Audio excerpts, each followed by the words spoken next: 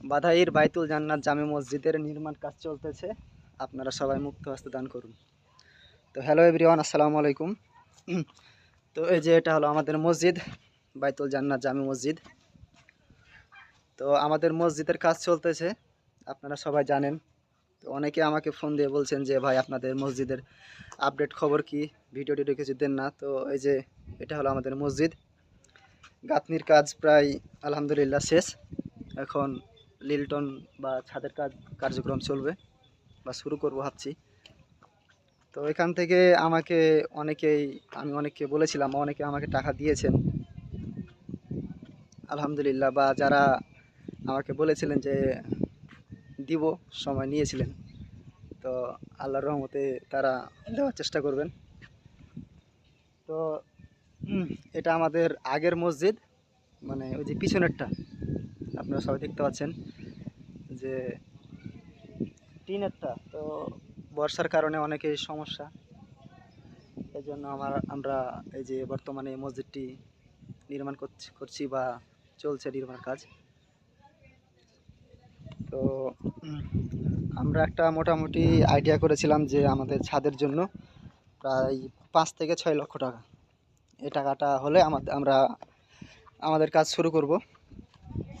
তো আমাদের হাতে মোট ক্যাশ প্রায় 1 লক্ষ টাকা মতো আছে, বা তার কিছু বেশি হবে, আমি সঠিক জানি না।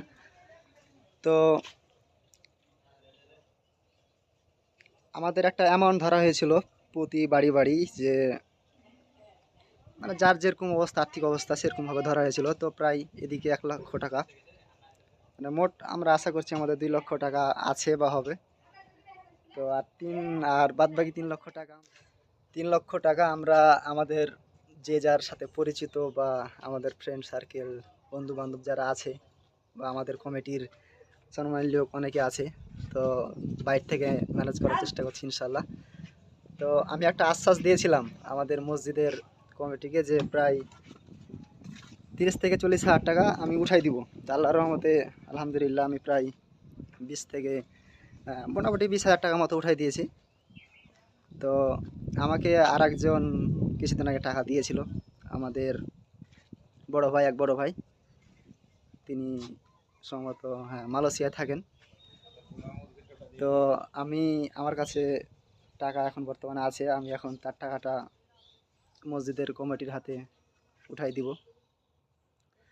এরকম আমাকে অনেকেই টাকা দিতে চেয়েছিলেন বা দিয়েছেন। তা আলহামদুলিল্লাহ যারা দিয়েছেন আলহামদুলিল্লাহ, বা যারা দিতে চেয়েছেন তারা